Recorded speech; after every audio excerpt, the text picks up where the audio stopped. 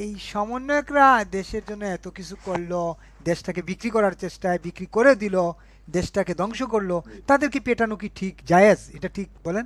তাও আবার জুতা পেটা করা। ধন্যবাদ আপনাকে। সেই সাথে আমাদের সাথে রয়েছেন বিজ্ঞ আলোচক, আহ, আইনজীবী এবং বিশ্লেষক, এবং আপনার সেই সাথে আপনার দর্শকদের অনেক অনেক শুভেচ্ছা। এখন আপনি তো আমার বিপদে ফেলাইছেন যে আমি হলাম সমন্বয়কদের ভাতিজা, ভাবির পোলাদের চাচা। তো যেভাবে বেইজ্জতি করা শুরু করছে, আমি এখন আর আগামী যেভাবে জুতা পেটা শুরু করছে, আমি এখন আর বলবো না আর আমার ভাবির পোলা, এটা বললে বেইজ্জতি হয়ে যাব। আমি মা পোসাই দোয়া চাই, 1 তারিখ থেকে আমি আর এদের কারো চাচা না। ঠিক আছে, আমি আর এদের চাচা না। কারণ এইভাবে জুতা পিটা যদি করে জনগণ, তাও আবার অফিসের ভিতরে গিয়ে মানে কি বলতেছে আর কি না বলতেছে, মানিজ্য তার থাকলো না, বুঝতে পারছেন? এতদিন ভাবির পোলারা ক্ষমতাবান ছিল, মহা ক্ষমতাবান, তাই মাঝে মধ্যে একটু যখন বলতাম আমার ভাবির পোলা, একটু ইজ্জত মনে হইতো যে আমার ইজ্জত, মানে আমার আমার পশ্চাৎ দেশ ফুলে পাউরুটি হয়ে যাইতো, ময়মনসিংহে পাউরুটি। তো এখন যেভাবে পেটানো শুরু করতেছে, তাও জুতা দিয়ে, মানে ক্ষমতায় থাকতে আমার ভাবির পোলাদের যেভাবে পেটানো হচ্ছে, কয়দিন পরে তো আমাদের আসিফ সারকে এইভাবে পেটাবে। আর তারপরের কয়দিন দেখা যাবে যে আমার ভাবির পোলা 6টা আসনের অনুরোধের আসরে তাদের পেটানো শুরু করবে। অলরেডি আমরা শুনে ফেলেছি যে একজন ডিসি নাকি বলেছে 25 কোটি টাকা নিয়ে নিছে। যাই হোক, এই ধরনের বদনাম ছড়ানো হচ্ছে আমার ভাবির পোলাদের বিরুদ্ধে। তো এটা এটা আসলে বেদনাদায়ক। তো দেখা যাক কি হয়। তো জুতা পেটা কেবল উদ্বোধন করলো কেউ না কেউ। আমার মনে হয় এখন তাদের তাদের আবার দল, সেই দলের আবার কেন্দ্রীয় নেতা তেলাপোকা একটা পাখি, আমার ভাবির পোলাদের দল একটা দল, সেই দলের আবার 6 জন এমপি। মানে আমি ভাবতে পারি না আমরা কোন দেশে বাস করি। ভাবির পোলারা যদি এমপি হয়, তাহলে তো আমার তো দেশের প্রধানমন্ত্রী হওয়ার কথা। মানে ভাবতেও তো পারতেছি না যেগুলো ঘটনা দেশে হইতেছে কি। যাই, তার উপর আবার জুতার বাড়ি। এইভাবে আপনারা বেজ্জতি করেন না আমার ভাবির পোলাদের, কারণ তাদের একটা মান সম্মান আছে। তার আগে থাকতো শিবিরের মেসে, চলতো লোকাল বাসে, এখন 5 স্টার হোটেলে গিয়ে তারা হাঁসের মাংস খায়, তারা সেখানে তেলাচোরা ভাজা ভাজা খায়, কাঁকড়া ভাজা খায়, কত কিছু খায়, আরো কত কিছু শুনি। আবার পাটোয়ারি আমার আমার আমার এক ভাবির পোলা আছে, শুনেছি সে নাকি পাউরুটি আর কলা বিক্রি করে সে ডারবি সিগারেট খাইতো। এখন সে মোটামুটি কি আর, যাই হোক, এগুলো ঘরের কথা, পরে জানাতে দেওয়া যাবে না। আমি যদি বলি তাহলে বদনাম আরো বেশি হবে। হাজার হলো তারা আমার ভাবির পোলা। তো তারা যা শুরু করেছে, মাসাল্লাহ জুতার বাড়ি না, কয়দিন পরে যে আরো কি কি জুটবো সেই জন্য অপেক্ষা করেন। আমি পরবর্তীতে আবার আমাদের বিশেষজ্ঞের আলোচনার পর আপনার সাথে যুক্ত হচ্ছি। আপনি এই অল্পতেই থেমে যাচ্ছেন, এটা তো বেশ লাগতেছে। আমার মনে হচ্ছে যে আপনি একটা ষড়যন্ত্র করতেছেন আপনার ভাবির পুলাদের নিয়ে কথা বলতে। এটা তো আপনি জি অল্পতে জি থেমে জি। যাওয়ায় সেটা আমি তো মনে করতেছি হ্যাঁ তাই। আচ্ছা। হ্যাঁ হ্যাঁ, এইভাবে আপনারা জুতাতে পেটাবেন আমার ভাবির পোলাদের। তারপর আবার আমার ভাবির পোলা বললে আমিও তো, মানে লোকজন তো বলবো যে হায় হায় হায়, এই আর ভাবির পোলা জুতার বাড়ি খায়, তখন আমার ইজ্জত থাকলো বলেন তো দেখি। সঙ্গে থাকুন, আসবো আপনার কাছে। জি। আমি যদি একটু ইসলাম ভাই আপনার কাছ থেকে শুনি যে এই পরিস্থিতি কেন তৈরি হলো। তারা এত দুর্দণ্ড দাপটে ছিল, তাদের কথায় মানুষ দৌড় দিয়ে রাজুতে চলে যেত, তাদের কথায় যখন তখন যার তার বাড়ি আক্রমণ করত, বাড়ি লুটপাট করত, ভাঙচুর করত, রাস্তাঘাটে মানুষকে পিটাইতো, আওয়ামী লীগ পরিচয় পাইলেই পিটাইতো, গাছে ঝুলাই দিত, ফুটওভার ব্রিজে ঝুলাই দিত। তাদেরকে মানুষ জুতা পেটা করতেছে, এটা কেমন লাগতেছে না? প্রথমে হচ্ছে যে এই সেটের প্রথম দিকেই আমি ধন্যবাদ জানাচ্ছি আজকে আমাদের ফরিদ ভাই। সকালবেলা আমি বাগানের কিছু কাজ করছিলাম, হঠাৎ করে মনে পড়লো যে ফরিদ ভাই তো খুব কড়া কড়া কথা বলে। হ্যাঁ, তো আজকে কি আসবে কি না, আপনি তো আমাকে বলেন নাই যে ফরিদ ভাই আসবে আজকে। যাই হোক, ফরিদ ভাইকে দেখে ভালো লাগলো। আহ দেখেন, আপনি যে বিষয়গুলো যখন মানে আপনি যে শিরোনামটা দিয়েছেন, এই শিরোনামটার উপরে যে কি কথা বলবো সেটাই বুঝে পাচ্ছি না। মানে এই বিষয়ে কথা বলতে হলে নিজেকে অনেক নিচে নামিয়ে নিতে হবে আর কি। মানে ওই সমতলে যদি না যাইতে পারি তাহলে তো এই বিষয়ে কথা বলতে পারবো না, তাই না? আপনার জি। তারপরেও একটু শুরু করি, সেটা হচ্ছে এটা যে আহ, এই ধরনের ন্যাক্কারজনক যে বিষয়গুলো, এগুলো হলো মরাল টার্পিডিটি। দ্যাট মিনস এটা কোনো পলিটিক্যাল বা সোশ্যাল অ্যাকসেপ্টেবল কোনো অ্যাক্টিভিটিস না। ঠিক আছে? এটা টোটালি, মানে আমরা প্রথম দিকে দেখেছি যে জুলাই জুলাই সন্ত্রাসী তৎপরতার প্রাক্কালে সেই সময় আমরা দেখেছি এনসিপির যে নেতা নাহিদ ইসলাম না কি বলে, তার বাবাও কিন্তু ঠিক ঘরের কারো সাথে এই ধরনের কিছু করতে ধরা পড়েছে নাকি স্কুল কলেজ এখানেই। হুম, এইটা মনে হচ্ছে তাদের মানে এই গোষ্ঠীটা রক্ত শিরায় কিন্তু এই এই ব্যবহারটা এইটা তাদের ডিএনএ তে প্রবাহিত হচ্ছে। আজকে ঠিক সেই গোত্রের একজনই দেখা যাচ্ছে যে একটা মানে নারীদেরকে শ্লীলতাহানির জন্য যে ভিডিওটা 2 মিনিটের ভাইরাল হলো, সেই দিন হঠাৎ করে দেখলাম যে গাড়ির মধ্যে নাকি কোথায় বসে মাইক্রোতে উঠিয়ে নিল, সেখানে একটা মেয়ে হাতে মানে জুতা নিয়ে তার গালের মধ্যে মারছে। হুম, কথা হচ্ছে যে এইগুলোর পরে তারা কিভাবে রাজনীতি করবে, আমি তো সেটা মানে চিন্তা করতে পারছি না আর কি।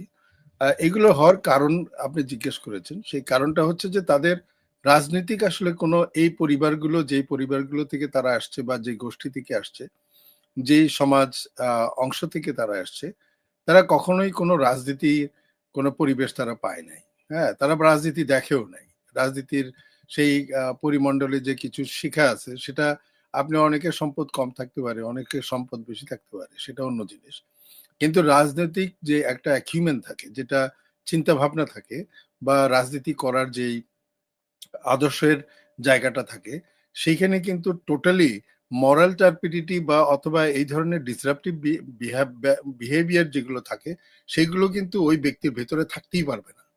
প্রথম কথা হচ্ছে এটা। আপনি সমাজ এবং দেশকে নিয়ে যখন কাজ করবেন, অথবা আপনি যদি একটা দলভুক্ত হন, কেউ দলভুক্ত হয় যে আমি রাজনীতি করার উদ্দেশ্য, তাহলে তো তার মনের মধ্যে তার যে এই ধরনের কোনো মানে কাজ করা থেকে তার বিরত থাকার জন্য প্রথমেই তার যে টাকা পয়সা, যদি 1 পয়সা মানে অবৈধ একটা কথা আছে না, অবৈধ 1 পয়সা যাতে পকেটে না ঢোকে, সেটার জন্য আমি 3 পয়সা খরচ করব ওইটা ব্যারিকেড দেওয়ার জন্য। সো এই ধরনের মেন্টালিটি যদি না থাকে তাহলে রাজনীতি করতে পারে না। আপনি যখনই একটা রাজনীতির প্ল্যাটফর্মের নাম লিখিয়েছেন, তখন আপনাকে বুঝতে হবে যে আপনি সমাজের জন্য একটি আইকন হিসেবে কাজ করবেন। সেটা ছোট দল হোক, বড় দল হোক, মাঝারি দল হোক বা কোনো দলই না হোক, কিন্তু আপনি রাজনৈতিক একটা ব্যক্তিত্ব হিসেবে নিজেকে পরিচয় দিচ্ছেন।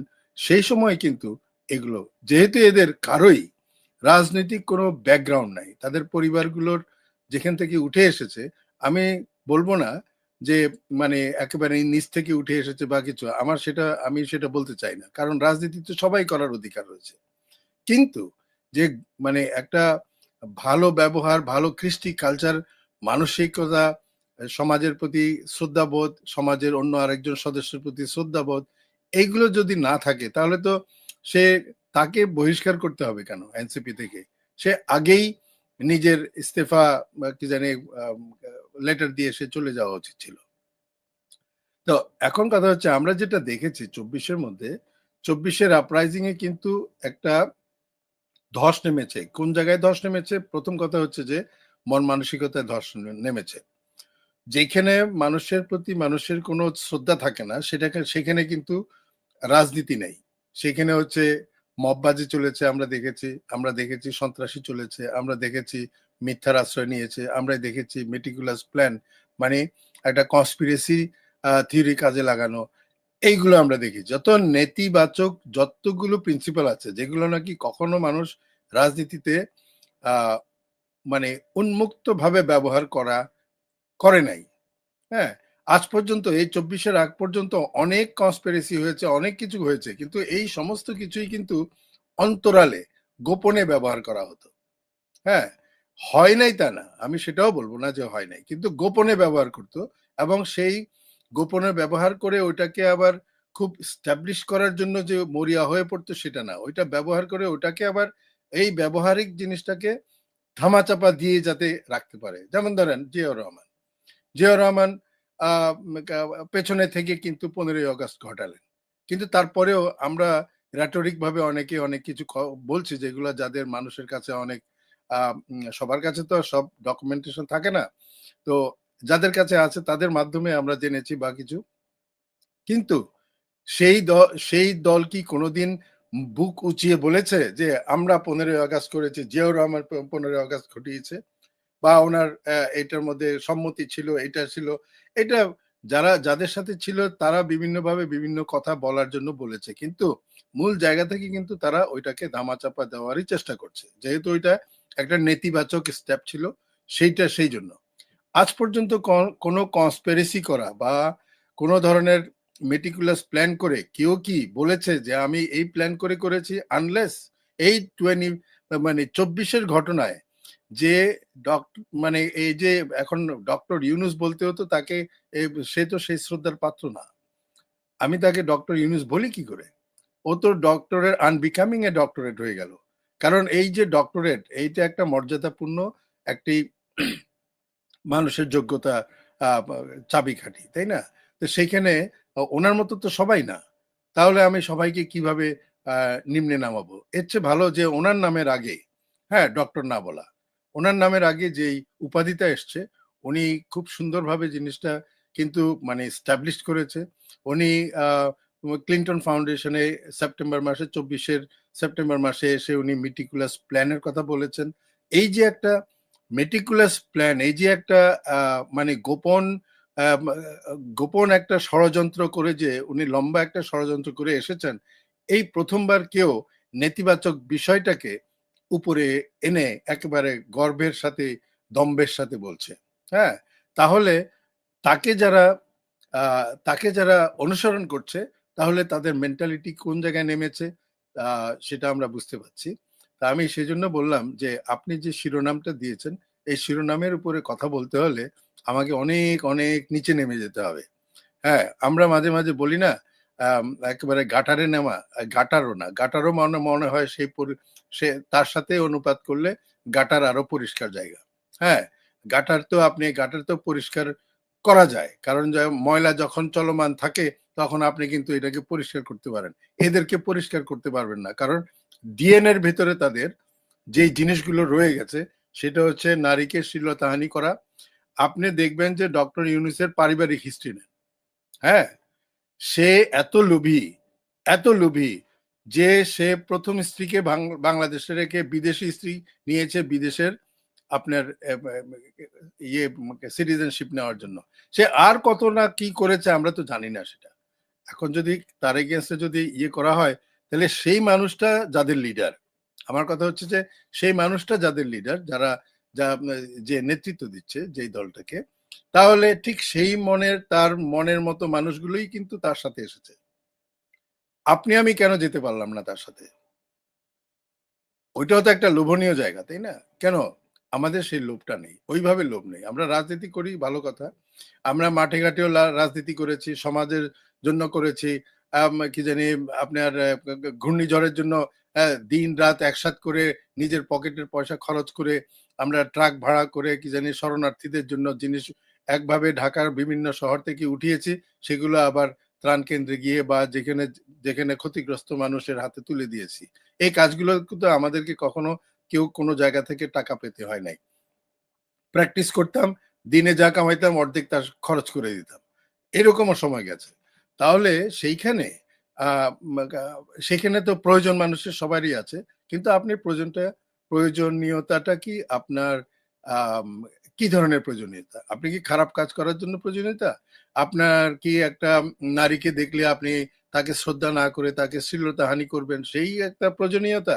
নাকি আপনি দেশের আম মানুষকে বোকা বানিয়ে তসরুপ করবেন, আপনি নিজের দেখেন, আপনি এটা আবার চলে আসে। মানে আমি কেন এই জিনিসগুলো বলছি যে মানে ইউনূসের মবস্টার ইউনূসের যে অনুসারীরা তার থেকে উপরে উঠতে পারবে না, এবং সে নর্দমার অনেক নিচে, যেখানে পরিষ্কার যোগ্য নয়। নর্দমাও কিন্তু পরিষ্কার যোগ্য। আপনি ডেইলি ট্রাশ ক্যান পরিষ্কার করেন, তারপরে ঝকঝকে সুন্দর হয়ে যায়। আমার ট্রাশ ক্যান আমি যখনই এটা খালি হয় তখন এটাকে আমি স্প্রে দিয়ে এটা দিয়ে সেটা দিয়ে আমি এটাকে ধুয়ে মুছে পরিষ্কার করে মনে হচ্ছে যে আমার বেডরুমের পাশেই রাখা যাবে, এত ঝকঝকে করে। তাহলে এটা পরিষ্কার যোগ্য, কিন্তু মবস্টার ইউনূস এবং তার গঙ্গা পরিষ্কার যোগ্য নয়। আমি কি সঠিকভাবে বলতে পারছি? আমি বুঝতে পারতেছি না। একদম সঙ্গে থাকুন, সঙ্গে থাকুন। শেখ ফরিদ, আবার আপনার কাছে আসলাম। অনেক ঘটনাই তো দেশে জি। ঘটে, অনেক ঘটনাই তো এর আগে আমরা গত দুদিন আগে আলোচনা করেছিলাম, 3 দিন আগে, যে আপনার এই মবস্টার বা মব গ্যাংস্টাররা দেশ জুড়ে দুর্দণ্ড দাপটে তাদের কর্মকাণ্ড চালিয়ে যাচ্ছেন। তারা বিভিন্ন নামি দামি হোটেলে গিয়ে মিটিং করেন, পয়সা ব্যয় করেন, কিন্তু এইটা কি ওই যে তারা এখন নিজেদেরকে সংকুচিত করে ফেলতেছেন কিনা, তারা কি আসলে ভীত সন্ত্রস্ত কিনা, তাদের মধ্যে কি আসলে সত্যিই ভয় ঢুকছে কিনা যে তারা এখন রাস্তাঘাটে মার খাবেন, এই জুতা পেটা খাবেন, ঝাড়ু পেটা খাবেন, কিংবা ময়লার বালতি দিয়ে তাদের উপর কেউ আক্রমণ করবে, এরকম অবস্থা তৈরি হয়ে গেছে কিনা? ধন্যবাদ আপনাকে আবারও। আসলে ক্ষমতায় যখন আসে বা ক্ষমতায় যখন থাকে, ক্ষমতা যখন পায়, তারা নিজেকে ধরাকে সরা জ্ঞান করে। যতই তাদের বেইজ্জতি করেন, হুম। ওই মানির মান পাহাড়ের সমান, যে এক কোদাল তো গেছে। এরা তো বেইজ্জতি কম হয় নাই। আমার ভাবির পোলার এমপি হওয়ার পরেও কি তাদের দাবরায় নাই? তাদের কি কুনি মারে নাই, কুতায় নাই, বহু কিছু করেছে। কিন্তু আসলে ওই যে ক্ষমতায় যখন যায়, তারা নিজেকে ধরাকে সরাগন করে, কোনো কিছুই তারা মনে করে না। যে মানিমান পাহাড়ের সমান এক কোদালি তো গেল, হাটের মধ্যে বাজানের পিড়াইছে, তাতে কি আমারও তো কিছু কয় নাই, আমি তো পাশ দিয়ে চলে আসছি। এদের দশাটা এরকম। আমাদের তৃতীয় বিশ্বের সমস্যা হচ্ছে, যখন যারা মানে অনির্বাচিত হয়, মানে অনির্বাচিত বলতে যারা মানে অর্জিত যোগ্যতা নয়, আরোপিত যোগ্য হিসেবে প্রতিষ্ঠিত হয়, তারা নিজেকে যা ইচ্ছা তাই মনে করে। আপনি দেখেন না এরা কি ধরনের কথা বলে। আজকে দেখলাম যে শাকা চৌধুরীর পোলায় ফাঁকা একটা বলি দিল যে একটা বিএনপির কর্মী থাকতে বাংলাদেশের আওয়ামী লীগকে দাঁড়াইতে দিবে না, দেশে থাকতে দিবে না। এগুলো কোনো বক্তব্য? তো ক্ষমতায় গেলে এই ধরনের তারা বলে, তার বাপেও বলেছে, তার বাপ আবার ঝুলেও গেছে। তো আমার ভাবির পোলারা, তারা আসলে যতই বেজ্জতি করেন, তাদের তো যার ইজ্জতই নাই, তারা আপনি কি বেজ্জতি করবেন? যে থাকতো, আবার বলতেছি, যে চলতো শিবিরের মেসে, থাকতো শিবিরের মেসে, চলতো লোকাল পাসে, যার পায়ের স্যান্ডেল গেঞ্জি গুলো আপনি 5 তারিখে দেখেন, তার তাদের গায়ের স্যান্ডেল গুলো দেখেন, তাদের চেহারা গুলো দেখেন, তাদের গর্দান এখন দুম্বার মতো হয়ে গেছে, পেট ফুলে টেপা মাছ হয়ে গেছে, পশ্চাৎ দেশ ফুলে ময়মনসিংহের পাউরুটি হয়ে গেছে আমার ভাবির পোলাদের। সবগুলো কেসকি বান্দির পোলা সুলতান খাওয়া হয়ে গেছে, এমন তাদের ভাব। তো এরা এগুলো এরাই লজ্জাতেও যাবে না। এদেরকে ওই যে যেমন কুকুর তেমন মুগুর দিতে হবে। তাছাড়া এরা মুগুর না খেয়ে এরা দেশ ছাড়বে না, এরা শান্ত হবে না। তবে তারা ভীত সন্ত্রস্ত, বিশেষ করে যখন জননেত্রী শেখ হাসিনা বলেছেন আমি আসতেছি, তোমরা ফাঁসির দড়ি রেডি রাখো, তারপরে থেকে তাদের মধ্যে মানে উথল পাথল শুরু হয়ে গেছে। এই জন্য দেখেন আসিফ আরো পোস্ট দেয়, 2-4 জন ভয় পেয়ে গেছে, এগুলো বোঝা যায়। তারা তো বেসিক্যালি তারা তো ভীত, তারা তো জানে যে বাংলাদেশ আওয়ামী লীগ, আমি বলেছি তো কয়েকবার, যে বাংলাদেশ আওয়ামী লীগ হলো সেই আলাদিনের জিন, সেই আলাদিনের ভূত, সেই আলাদিনের প্রেত, সেই আলাদিনের দ্বৈত, যাকে আপনি বোতলে বন্দি করতে পারবেন না। আওয়ামী লীগকে বোতলে বন্দি করা যায় না। বাংলাদেশ আওয়ামী লীগ হচ্ছে জনগণের তৈরি করা দ্বৈত। এই জনগণের দ্বৈতকে আপনি কিভাবে বন্দি করবেন নিষিদ্ধ নামের বোতলের ভিতরে? আপনি একটা ডিক্লেয়ার দিলেন বাংলাদেশ আওয়ামী লীগ নিষিদ্ধ, আপনি ভাবলেন ফু দিলাম, বোতলের কষি দিলাম, জিনটা বন্ধ হয়ে গেল, দ্বৈত আটকে গেল। না, পৃথিবীর কোনো বোতলই তৈরি হয় না যেখানে আওয়ামী লীগ নামক দ্বৈতকে আপনি বন্দি রাখবেন। তো আমার ভাবির পোলারা তা জানে। আপনি দেখেন না, যখনই শেখ হাসিনা এই ঘোষণা দিলেন, আর দেখবেন যখনই একটু চাপ পড়ে আওয়ামী লীগের পক্ষ থেকে, তখনই দেখবেন বিদেশে যাওয়ার জরুরত এদের বেড়ে যায়। হঠাৎ করে দেখবেন জরুরত বেড়ে যায়। আমি বিশ্বস্ত সূত্রে জেনেছি, মানে এটা একেবারে ফেলনা নিউজ না, সবার পাসপোর্ট রেডি, ভিসা টিসা সব রেডি, সব সময় তারা পকেটে ডলার নিয়ে ঘুরে, পাসপোর্ট নিয়ে ঘুরে, সব সময় 2-3টা দেশের ভিসা। এবং তারা কন্টিনিউয়াসলি, তারা নাকি প্রতি সপ্তাহে টিকিট আবার পাল্টায়, মানে এমনি টিকিট কেটে রাখে, না যাইতে পারলেও টিকিট কেটে রাখে। এরকম খবরও শুনলাম যে তাদের পকেটে অলওয়েজ পাসপোর্ট রেডি থাকে, ভিসা কয়েক দেশের আছে, এক দেশে না দিলে আরেক দেশে যাবে, টিকিট কাটার মতো সবসময় 2-4টি টিকিটও কাটা থাকে, আবার ডলার পাউন্ড পকেটেই থাকে, বুঝছেন? যে ডলার পাউন্ড পকেটে থাকে, যখন তখন পালাবে। কিন্তু আমার ভাবির পোলারা জানে না, এরা কিন্তু বাংলাদেশের জনগণ এবার একেবারে বিসমিল্লাহির রহমানির রহিম বলে আগে কিন্তু এয়ারপোর্টটা দখলে নিবে। তারা কিন্তু অন্য জায়গায় যাবে না, তারা সংসদে দখল করতে যাবে না, তারা ক্যান্টনমেন্টে দখল করতে যাবে না। আগে কিন্তু বিসমিল্লাহ আউযুবিল্লাহ প্রথমে বলবে, আউযুবিল্লাহি মিনাশ শাইতানির রাজিম, তারপরে বলবে বিসমিল্লাহির রহমানির রহিম, তারপরে জয় বাংলা জয় বঙ্গবন্ধু স্লোগান দিয়ে কিন্তু দখল করবে গিয়ে এয়ারপোর্ট। এটা হয়তো তারা ভুলে গেছে। একটা বিমানও সেদিন চলবে না, এরা জানেই না। আমার ভাবির পোলারা যাওয়ারই সুযোগ পাবে না। ওদের যদি কপাল ভালো থাকে এরকম মানুষ তাদের জুতা পিটে পিটে পিটে পিটে তাদের পাকিস্তান পাঠাবে, আর কপাল যদি খারাপ হয় পেটে পাড়া দিয়ে তাদের পেটে যা আছে সব বের করে ফেলবে সামনে দিয়ে পিছন দিয়ে। এছাড়া তাদের আমি আর কোনো ভবিষ্যৎ দেখতেছি না। আমার ভাবির পোলারা সাপের 5 পা দেখেছে, মানে এরা নিজেরা যে কি মনে করতেছে, আশা করি সাপের 5 পা দেখলে মানে কি বুঝায় গ্রামের মানুষ, যে পোলাটা যে পোলা বা যে ভাইটা যে ভাইগনাটা বা যে ছোট ভাইটা বেশি উজাইতো তখন তারে বলতো গ্রামের লোকজন, কিরে সাপের 5 পাও দেখছস, এত উজাইছস কে, মানে শাসনটা ঠিক মতো হবে, এটাই বুঝাইতো। তো আমার